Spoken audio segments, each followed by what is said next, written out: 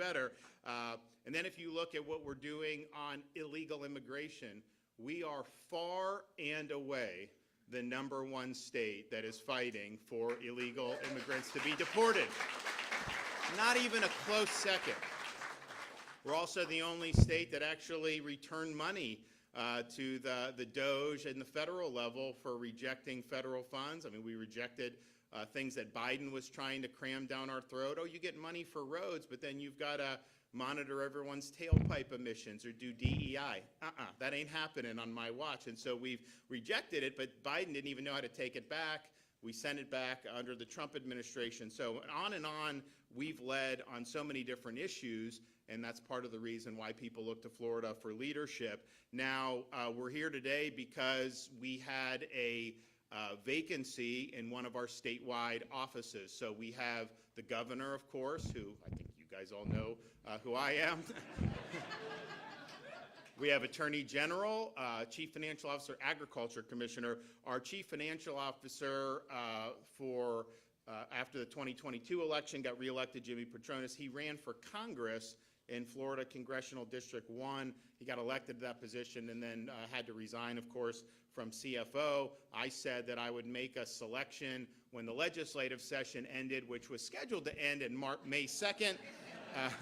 Ended up going all the way to the wire, and so we were signing bills in the budget, at the end of June, even in the beginning of July, some of the legislation. So I said, as soon as that's over, this will be kind of next to be able to fill appointments. And, when you do something like this, for me, when I look at this, I look at what have you done? Because don't tell me you're going to do all these great things if you've had an opportunity to do it and you've never stood up and fought when it counted. I want people that have conservative principles. I want people that are dedicated to the mission, but I also want people that run into the fire, that run towards the battles. We've got a lot of people that when things get a little tough, they cut and run, or they kind of just sit on the sidelines, see how things go out, and will just offer nothing but platitudes even when they do enter the fray.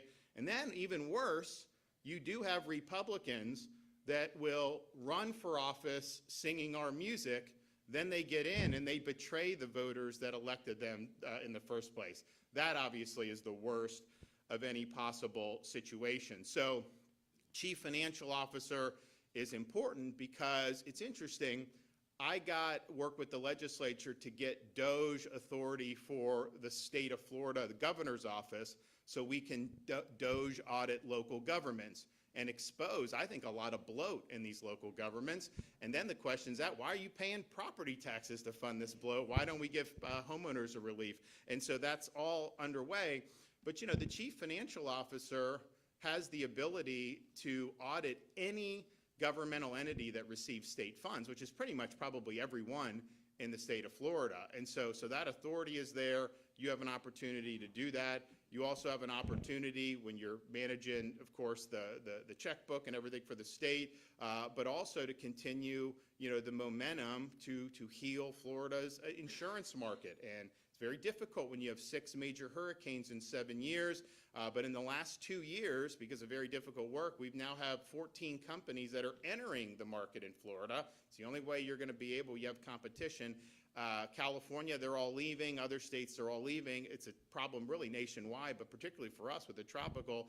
So you have an opportunity to really be a voice for consumers when it comes to these really important issues. So there's a lot that can be done, but certainly we need to have people in office that are going to continue the momentum, that are going to build off the success. We don't want people that are going to try to undercut that success. We don't want people that don't have a record of getting in there and fighting for what's right, even when it's difficult. And so with that in mind, I'm pleased today to be able to announce that I am appointing the most conservative senator in the state of Florida, someone that has a very clear record as a warrior for all the things that the voters that elected us want us to do, to be our next Chief Financial Officer, and that is Senator Blaise Ingoglia.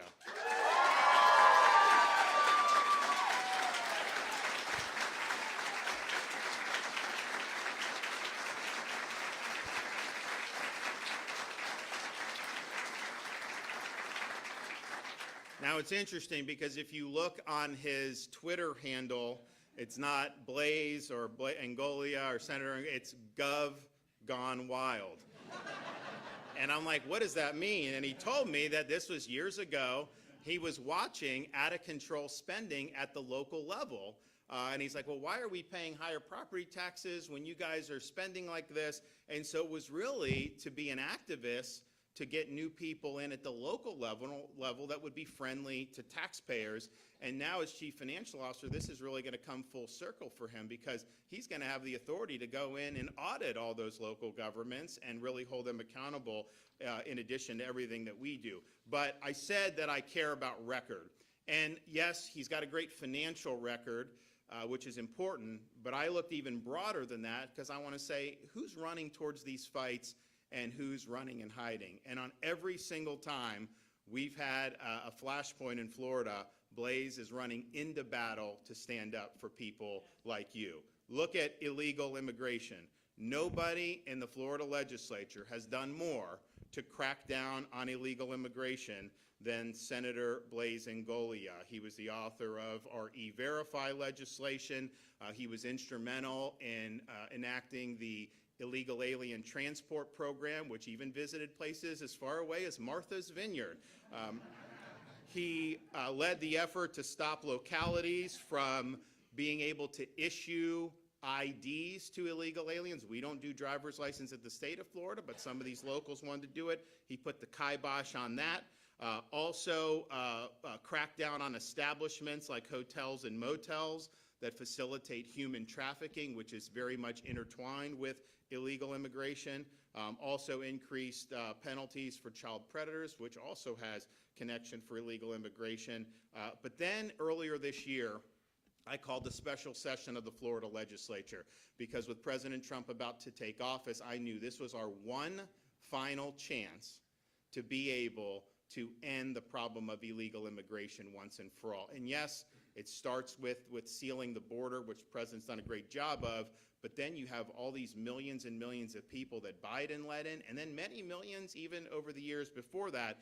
There was no way that you were going to be able to conduct the largest removal operations in American history successfully unless the states and the local law enforcement were working hand in hand with DHS and the Trump administration to do this. And so I asked for a number of policies, most significantly requiring that all state and local law enforcement agencies participate in these deportation operations and holding illegal aliens accountable. And Blaze was standing there right beside me. Obviously, the voters that elected us, that's exactly what they wanted to see. But we had a movement in the Florida legislature led by the Speaker of the House to sabotage what we were trying to do. And they even passed legislation that I vetoed that would have made all the operations we have done this year in conjunction with DHS illegal in Florida. Alligator Alcatraz, under their bill, would have been illegal in the state of Florida. It was one of the worst pieces of amnesty legislation I have ever seen, and one of the worst pieces of legislation we have ever seen Republicans put forward in the state of Florida. I vetoed it. I had a handful of guys that stood with me for that. All the people were standing with me, but these politicians had the different agenda. Blaze was standing strong against that amnesty legislation. And if you didn't have people like Blaze standing strong against that, you would not have Florida leading the charge in that. And in fact, we would have ended up being a de facto sanctuary state. So Blaze was right. A lot of these other guys, starting with the Speaker of the House, were wrong. And nobody should ever forget what they tried to do to you. That was stabbing you in the back with that legislation. And there was no question Blaze was not going to be cowed by that. And so I really appreciated him standing for that. He's also been the leader in the Florida legislature on election integrity measures. So you look at Florida has probably the best run elections anywhere in the country.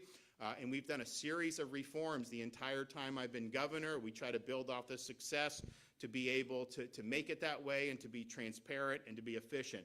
So all the things that we've done. Now, I came in immediately. We removed the Palm Beach supervisor of elections, Broward supervisor of elections. We made it clear that we had a new sheriff in town, but we needed legislation to be able to bring this all to a head. So if you looked at things like banning ballot harvesting, if you looked at things like banning Zuckerbucks, all the major reforms that we were really leading the way on, Blaze was all leading those efforts every step of the way.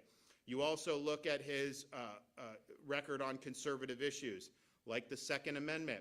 He's got a 100% record on Second Amendment issues. Never voted to violate your Second Amendment rights. He's worked hard to break down outdated licensing barriers for people with reforming. It was a major landmark reform we did on occupational licensing. He's also been the leader in the Florida legislature on supporting term limits for county commissioners and school board members, and is also a big supporter of what I'm supporting nationwide in Article 5 amendments to do both a balanced budget amendment for Congress and term limits for members of Congress, which is really important.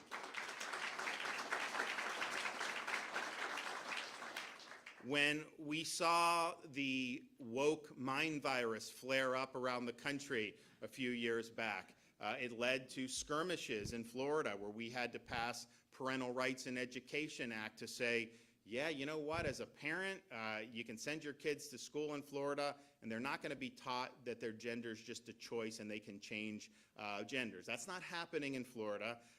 We did things that the parents really appreciated. Not everyone appreciated that, media, other things, and we even had a little company in Central Florida that didn't appreciate that, and we had to make a stand there, and a lot of people said we were wrong on doing that, but we were absolutely right to sign parental rights, but then we were also right to ensure, that we didn't have one company in Central Florida being able to also control its own local government, and so Blaze was instrumental in us clawing back that authority.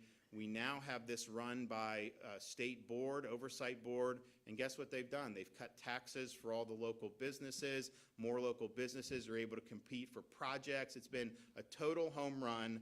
People said that Disney was going to leave Florida as a result of that. I think actually they're going to invest many billions of dollars more in Florida. But there were a lot of people that just they didn't necessarily want to be heard on that. Blaze was with us every step of the way.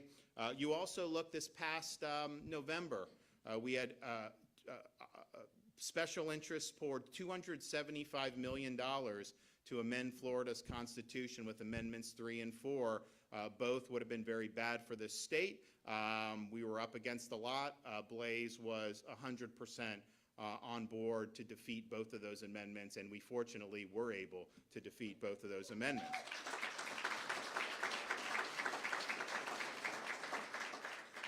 So I think as CFO, he's going to be a really important voice for what a lot of Floridians are asking for, and that's relief from property taxes. And we're looking at this very, very closely because, obviously you have to make the numbers work, and I think we're going to be able to produce a proposal that's going to be very, very bold, but we're going to be out there soliciting input from people. But the reality is the free state of Florida needs to mean they're not going to tax your income, but it should also mean that you actually own your own property and you're not perpetually paying rent to the government. And that's the vision that Blaze shares with me, and I know that's a vision that a lot of people in Florida want to see realized. And so that's not something we can just do by executive action, even by legislative enactment in the legislature. It's something that will require Florida voters to approve on the ballot in November of 2026, and so he's going to be instrumental in that. We also, a lot of people may not know that the chief financial officer serves as the state's chief fire marshal. Blaze was very supportive of my initiative to increase the pay of all the state firefighters. We wanted 25%. The House, under the Speaker, wanted 0. The Senate helped us get to 15%, and that's what we ended up getting, and we're going to come back for more next year. But I think that as he leads the state component of our firefighter corps in Florida, they're going to know they have someone that has a demonstrated record of fighting for them and fighting for their interests. So I'm glad to be able to make this appointment. To me, the record speaks everything.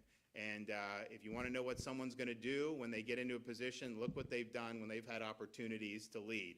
Did you lead? Did you cower? Or did you actually stab us in the back? I mean, there's really only 3 ways you can go. And I'm pleased to say that We have our warrior senator stood with us every step of the way and stood with the people of Florida every step of the way on all these very, very important issues. And so without further ado, the state of Florida's next Chief Financial Officer, Senator Blaise Ingoglia.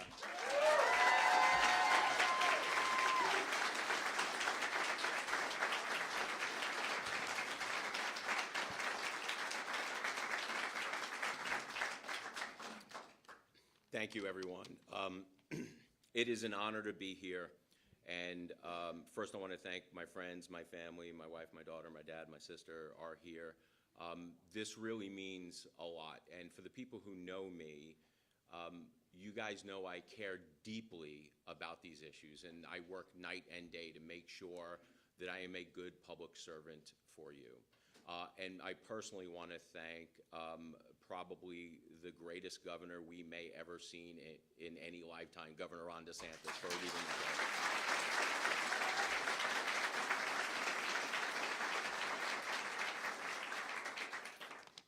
So a couple of years ago, I had a conversation with the governor. I said, think about running for a higher office. And he immediately said, CFO, right? Because he knows, the governor knows how much I care about spending. He knows how much I care about spending less and having better outcomes. And sometimes that is just the opposite of what government does. But that's never stopped me.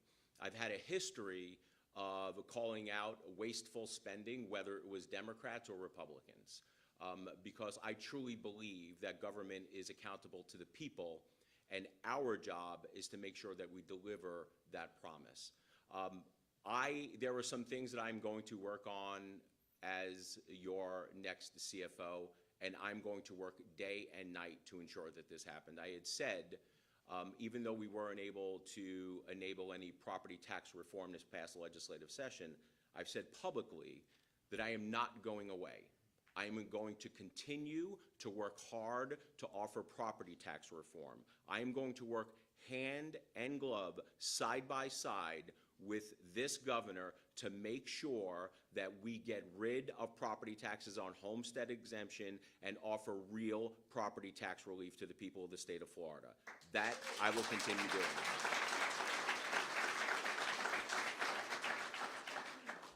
Part of that also is making sure that we are cutting away and eliminating wasteful spending at the local level. I don't need to tell you, you guys see it, that local government, cities, county, spend things that should probably not be spent on. But with the audit authority at the CFO's office, I promise you, we are going to start digging in and we are going to start calling out some of this wasteful spending. We are going to be a proactive office. People call me a conservative pit bull in the Senate. I'm going to be the conservative pit bull when it comes to spending as your next CFO. That I will promise you. First responders. I have always stood up for our first responders. I've always been there with law enforcement, working with the governor to make sure that we're bringing bonuses and we are recruiting the best from other states that want to escape high tax, high regulatory states and relocate to the state of Florida. Being state fire marshal is an opportunity for me that is near and dear to my heart. I know that there are firefighters in the room, and I thank you guys for our service. The firefighters probably already know this, but I carried the bill that got them presumption cancer coverage to make sure that we take care of our firefighters, because fires of the past are not like fires of today. 50, 60 years ago, if a structure was burned, it was usually concrete and wood. Now they're plastic. And when these toxins enter the air, it's unfortunate, and we thank them for the service, but a lot of them are getting lung cancer for serving us. I will always stand with the firefighters. I'm going to continue to work hard as the state fire marshal to make sure that we help them out if they become injured on a job. With that, I was also instrumental in passing the PTSD bill, because our cops, our sheriff's deputies, our first responders, unfortunately do suffer PTSD. and we have a higher than unusual rate of suicide amongst our first responders. It is a plague that needs to be solved, and you have my commitment that I will continue working on these issues. The governor already spoke on positive reforms when it comes to insurance. I will continue to work hard on insurance. In fact, I'm going to work on housing affordability overall. Because when you have a house in the state of Florida, anywhere, you're usually paying principal, interest, taxes, and insurance. The taxes and insurance is something that we can help out with. Insurance was starting to run away, and the costs were just getting astronomical. But we put reforms in, and now we, the state of Florida, is leading the nation in bending the cost curve and making sure that we are getting the waste, fraud, and abuse out of the insurance industry. But I want insurance companies to listen to me. What I'm going to say next, especially for the cameras. If an insurance company does not do what they say they're going to do and contractually obligated to do, I am going to call you out. I am going to make sure that people know that the CFO will stand with people against unscrupulous insurance companies who are not doing what they are supposed to be doing. But with that,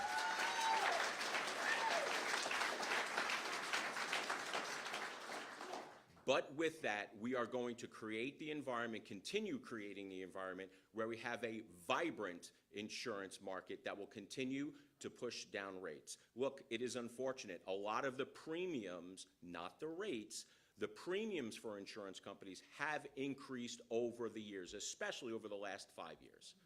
And the main reason for that were two things. One is that fraudulent insurance company claims were driving up costs, but also insurance premiums are based upon the replacement cost of your house.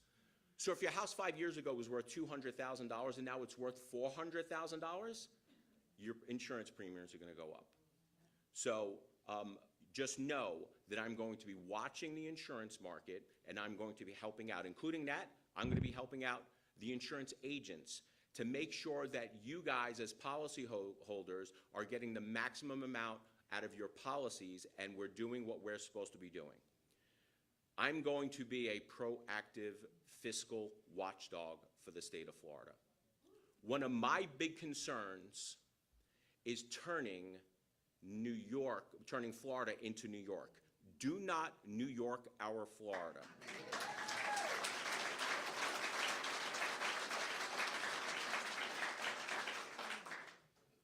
The difference under the leadership of Governor Ron DeSantis and what we are doing compared to California and New York is astronomical. New York, we have more residents than New York right now. Their budget is more than twice what ours are. That is fiscal insanity. We stand for fiscal sanity. I'm going to make sure that this place does not turn into the place where so many people are fleeing from, New York, New Jersey. Not on my watch. I'm going to make sure that we are fiscally sane. I'm going to look to protect consumers against fraud. I'm going to work with the insurance agents to make sure that we are calling out the fraud. And I will tell you this, no one will work harder than I will to make sure that they deliver on these promises. Every single campaign promise I have ever said on the campaign trail over the last 10 years, I've delivered on. If I tell you I'm going to do it, I'm going to get it done. Governor, thank you for entrusting me with this. All right. We'll do great things.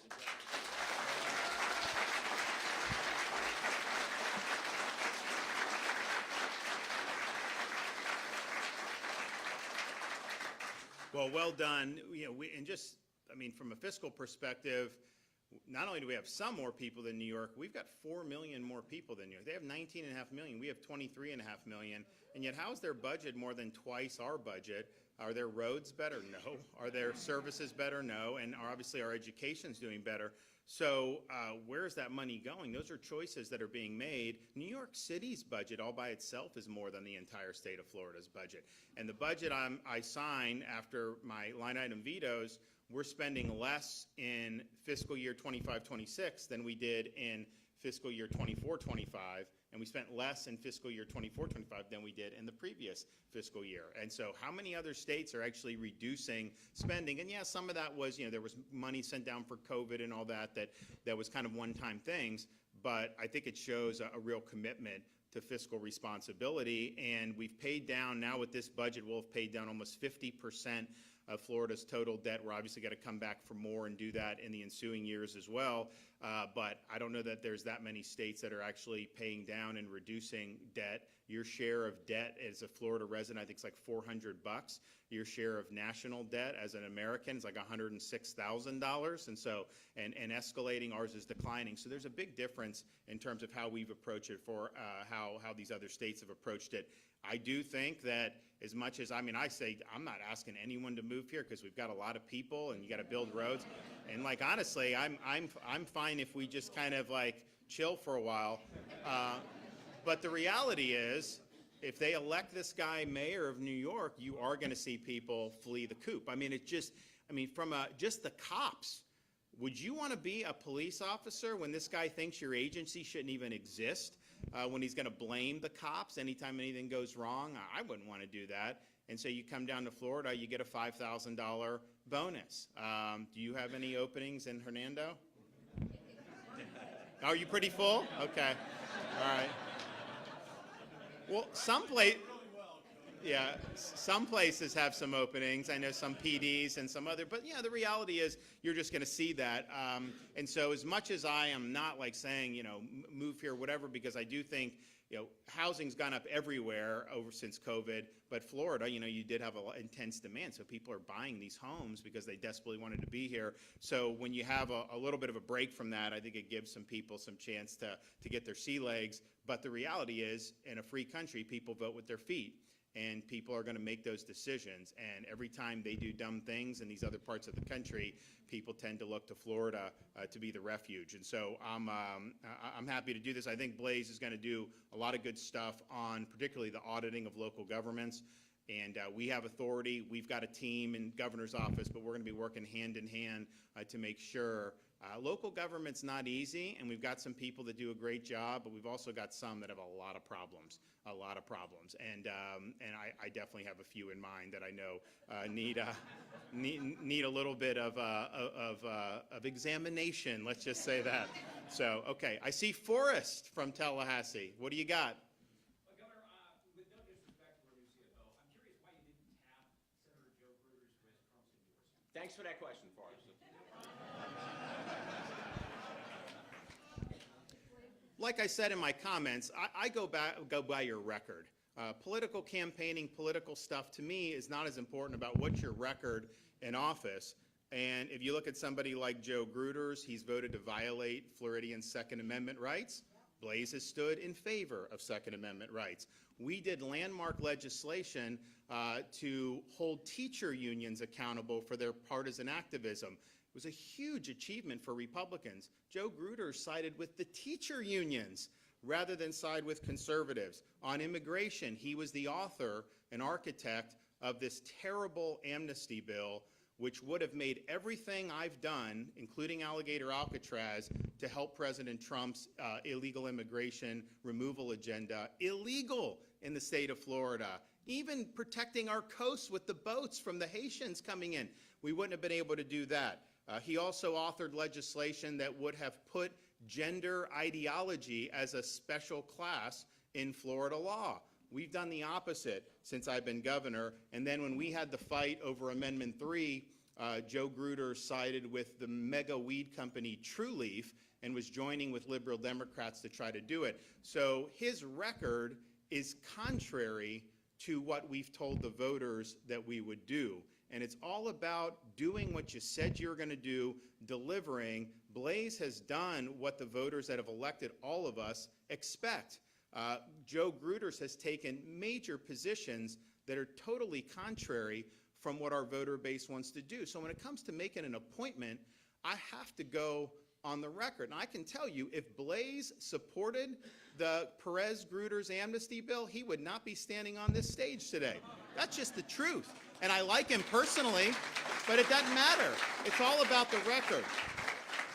So if George Washington rose from the dead and came back and tapped me on the shoulder and said, will you appoint Joe Gruder CFO? My response would be, no, I can't do that without betraying the voters that elected me to lead this state in a conservative direction. Governor, are you prepared for a risk with the White House over this particular appointment? I don't think so. I mean, we were with the president the other day. I mean, he said we've got a great relationship. He's never once mentioned this to me, and all the times I've spoken with him over these months. And so, I don't know how high it is on his radar. I know there are political operatives that stand to gain by certain things. I get that, but in terms of him, it's never been anything we've discussed. Is it fair to say that you'll be campaigning, as you are right now, for a place throughout the next year and a half? Well, I think the main thing we're going to do is do the people's business, right? Like, there's no need to campaign for a year and a half. I mean, honestly, it's like, are you focusing on that, or are you focusing on substance? And so he's going to come in, I think, with a head of steam, and you're going to see him doing things in office, not promising, not doing platitudes, but actually doing the job in office. That, to me, is what it's all about. I think, whether you're campaigning here, campaigning there, so he'll be a good partner with us, and I think he's going to produce really big results. And when you're doing that, then all the campaigning takes care of itself. When you're running and you have a record that you can run on, then you don't have to worry about this or that. I mean, when I was running in 22, I didn't campaign that much the last couple months because I had to deal with the Hurricane Ian. And we were off the trail for like 3 or 4 weeks. And you know what? It didn't matter because people knew that I had delivered time and time again. And that's really what it's all about, is delivering in office. As I said, if you have a record of fighting, if you have a record of delivering, then I have confidence that you have an ability to do that going forward. If you don't have that record, if you're not running into the battles, if you're not taking on the tough issues, if you're not willing to make tough decisions when it's not easy, well, then you're not all of a sudden going to grow some backbone, right? It doesn't work that way. If you once a linguine spine, always a linguine spine. That's kind of how it is. So you've got to be somebody that is going to be fighting. And I think he's proven that he can fight and win. And a lot of the success that we've had in Florida is a result of having really good folks fighting for these things in the Florida legislature. I have a question for our new CFO. My name is Nadine. I cover insurance only here in Tampa. As you know, insurance is number one priority for voters, and I know we're waiting for the market to stabilize. For those who feel the state still isn't doing enough, they're not seeing those rate decreases reflected in their premiums. As you mentioned, they're different. What would you say to our voters? I would say, first, I would rebut the claim that insurance rates have not taken a turn downward. So we have to distinguish between premiums and rates. As I've said before, premiums are going to go up as property values go up because it's based upon replacement costs. So when you hear some people on TV, quite frankly, getting hyperbolic, saying my premiums have increased, go after the Republicans, they're going up because their properties increase. Now, let's talk about the rates. The rates are what the insurance companies set. That is a percentage of the actual replacement costs. When it comes to the rates, what we've seen and what the data is showing, that the reforms that we put in a couple of years ago is actually bending the cost curve down. We are seeing rates drop in auto insurance, and we're also seeing it drop in property taxes also. In fact, I think the last bit of data that I had seen said that 49 states had double-digit increases in the rates for insurance over the last 12 months, and Florida's was, I think it was less than 1%. But having said that, we continue doing what we need to do. We cannot undo the reforms that we put in place because then you're adding costs to the cost structure. And this is what I don't understand. Insurance companies are no different than any other business. It's a P&L and it's a balance sheet, profit and loss. So when you add frivolous lawsuits, which is what we've seen, now, not all lawsuits are frivolous. In fact, a lot of the lawsuits that are filed are done because insurance companies weren't doing what they were supposed to do, and I've already made the promise that I'm going to hold them accountable and I'm going to call them out. But we cannot go back to the days of past where we're adding all that cost to the structure and expect rates to go down. The math does not math when you do that. Let me And then, the thing is, so in =24, Florida had the lowest rate increases in the country of all 50 states. Now, obviously, we've had 6 major hurricanes in 7 years. That is a factor that these other states just don't have to deal with. But you got a report the other day, massive increases in some of these states in the middle of the country, huge issues with insurance nationwide. I haven't seen Congress offer any type of relief. What was done in Florida was to relieve the excessive costs, where Florida represented 78% of all litigation costs nationwide on property insurance. Well, that is not going to be sustainable, and so since that was done, you've had stability. Now, it doesn't mean that all of a sudden people are having massive decreases, which is what people want, but there's stability. So what are the reforms that people propose that would make a positive difference? I know Blaze has always been open to that in the Senate. I'm obviously open to that in the governor. What did they try to do this year in the Florida House of Representatives? Did they try to do anything that would have reduced rates? No. They tried to do a bill that would have enriched plaintiffs' lawyers and would have caused rates to spike. Every analyst that looked at that said it would have caused rates to spike. It would have undone the progress to get to a place where we were attracting businesses and attracting companies. And that was proposed by Republican leadership in the Florida House of Representatives. So when I hear people out there, these politicians, when they're talking about the insurance, they either don't provide any positive reform that would make a difference, which I think I'm open to. What they're trying to do is basically run interference for trial lawyers, because the reality is the more litigation you bring, if you're getting attorney's fees and the other isn't, then you have an incentive to do. And that's what was in Florida. Very few other states had that. We obviously had a cottage industry that has developed on all these different things. I mean, they did the roofer scam. They did this. They did that. That causes people to go. But the one thing that got traction in the Florida legislature would have caused your insurance rates to spike. Everyone that looked at that acknowledged that that was the case.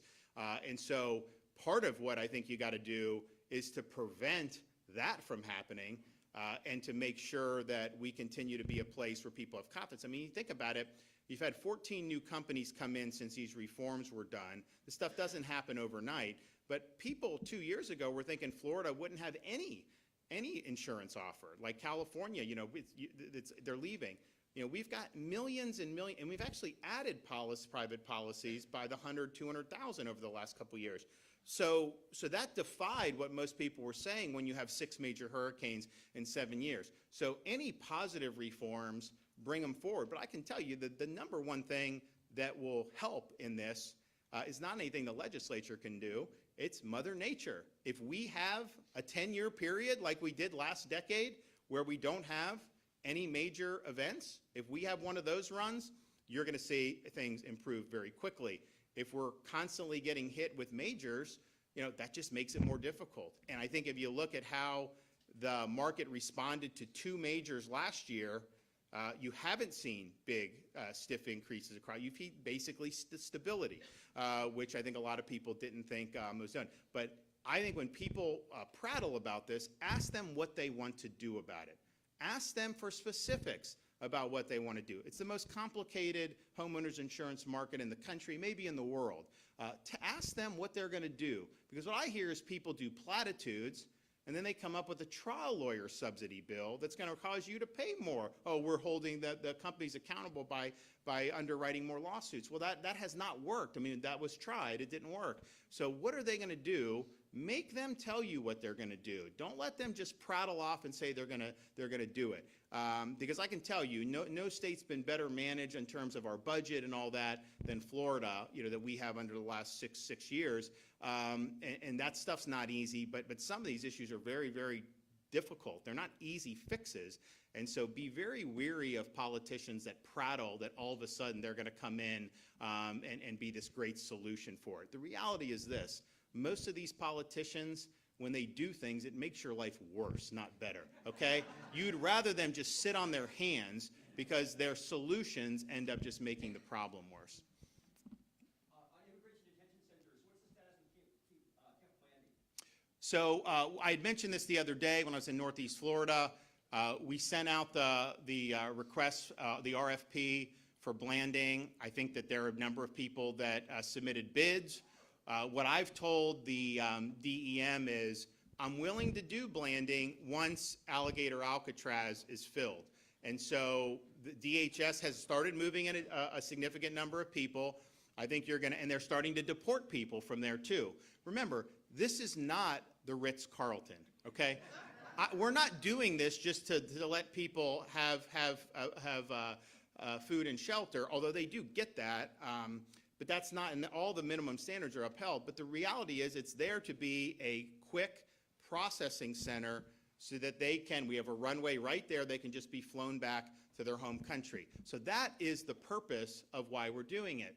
And as that fills, once there's a demand, then we would be able to go for Camp Blanding. But what I don't want to do is set up Blanding if, you know, one is 60% full and then the other's 40%. I'd rather just channel everyone to Alligator since it's easier. You can add from whatever, you know, you need. But we definitely think that you can do easily 3,000 to 4,000 at Alligator Alcatraz. We have not yet received that many illegal aliens yet there, but it has grown pretty quickly. And if you think about it, we submitted our proposals, just kind of a broad policy about what we can do with the Florida Division of Emergency Management in the spring.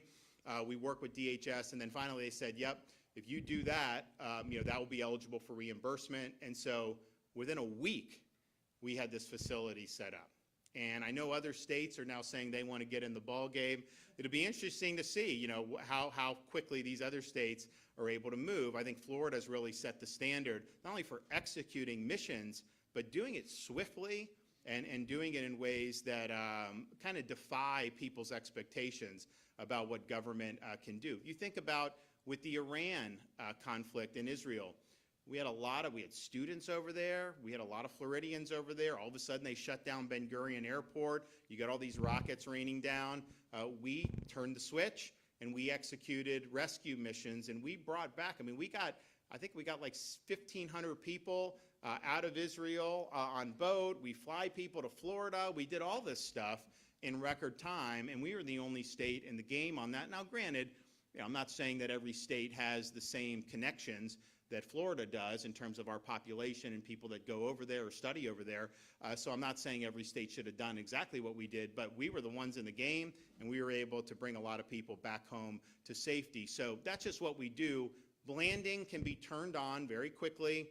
I know they'll award the bids once we make that decision, but I don't want to set up a new infrastructure until, and look, this may happen in a matter of a week or two, right? I mean, it's possible. We also have different ways we can do Blanding. We can use existing infrastructure there, which would not give us as big of a footprint, so we would end up having, you know, some illegals, but we wouldn't be able to house like 2,000 or 3,000 if the existing footprint. If we build out from there with the temporary structures, that's when you can get to 2,000 or 3,000. So we'll make those decisions based on the facts on the ground. But I told these guys, even though we're getting reimbursed for it, I was like, I don't want to be creating some structure that can hold 2,000 illegal aliens, and then we end up having like 150 there after a week. And I don't think that's I don't think that's the trend. I do think DHS is doing a good job of sending. And here's the thing. These are basically like military-age males that are going to Alligator Alcatraz. I mean, like, you know, these are folks, and a lot of them have criminal records. But that's what's happening here, and I think it's been very effective. Now, I would note kind of like, you know, the Democratic Party in this state, such that it still exists in this state, they really, I mean, honestly, like, if I had to say, like, what I, as a Republican governor, would want you guys to focus on that would benefit us, I would tell them try to kick up a storm about Alligator Alcatraz. Because first of all, what they're doing is incredible, and people that have been there and seen it's a professionally run operation. But these are people that are illegally in the country. Many of them do have criminal records. Have you ever seen these Democrats in Florida fight this hard for you as an American citizen? I haven't seen that. In fact, they've opposed almost everything that we've done over these many years. And yet they're fighting tooth and nail to not have illegal aliens deported to their home country. Now, can you imagine, as an American, you know, if you tried to, like, illegally enter France or Japan or China, I mean, you'd be sent back. Like, it wouldn't even be a question that would happen. You want to try to work illegally in some of those countries? No way. They would not let you. So this is just basic upholding the rule of law. I do think it'll be beneficial if you're able to have an increased pace of removals. You're going to end up with less stress on schools, less stress on hospitals, less stress on the criminal justice system. I think higher wages for American workers, particularly in some of the industries that you constantly hear. So this is something that can be very beneficial for Floridians, and yet they want to basically put the thumb on the scale for folks here illegally to just stay in the state of Florida and stay here indefinitely. That's what they want. So I don't understand why they think this is something that is going to be effective. There's so many things that Floridians care about. Why don't you fight for Florida citizens? Why are you fighting for foreign nationals that came into the country illegally? It just doesn't make sense to me. One thing I do want to mention, we were at out in Hendry County yesterday. So this is further south than the Tampa Bay area. But you know, we launched major Everglades restoration, and it's the largest restoration in all of America, maybe in the world. And there's a lot of different components to it. But one of the things that we've had to do is construct reservoirs on each side of Lake Okeechobee. I mean, Army Corps, when that lake goes, they spew the water out into the rivers. It creates problems.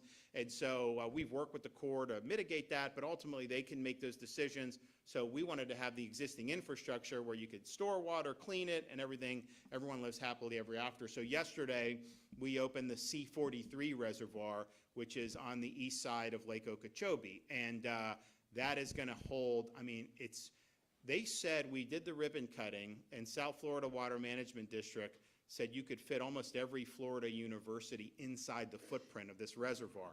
I mean, like, it's just a massive reservoir. So that's going to be something that's going to be very good. And basically what we've tried to do is just restore the natural hydrology to the state of Florida, which means water moving further south through the Everglades into Florida Bay. And there's just a lot that goes into that.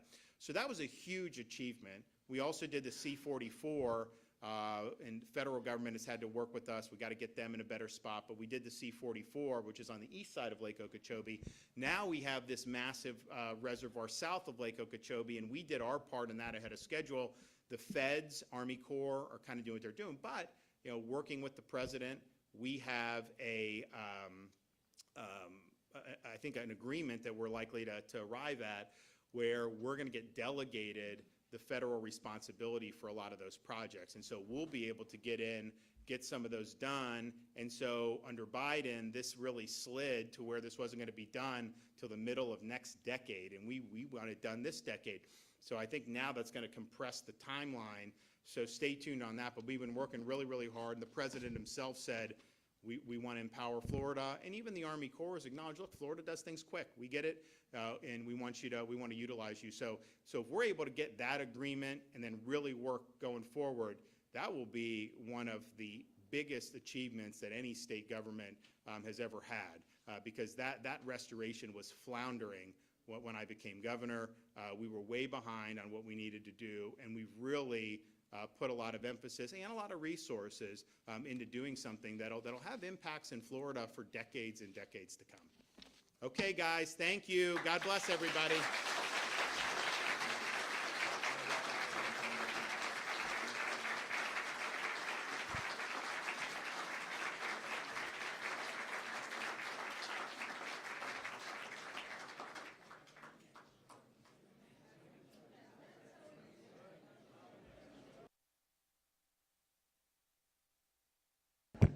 Test. If anybody would like a picture, I believe Blaze is planning to come back out. So if you want to line up here, I know there's a bunch of people. He'll be coming back out here in the next few minutes.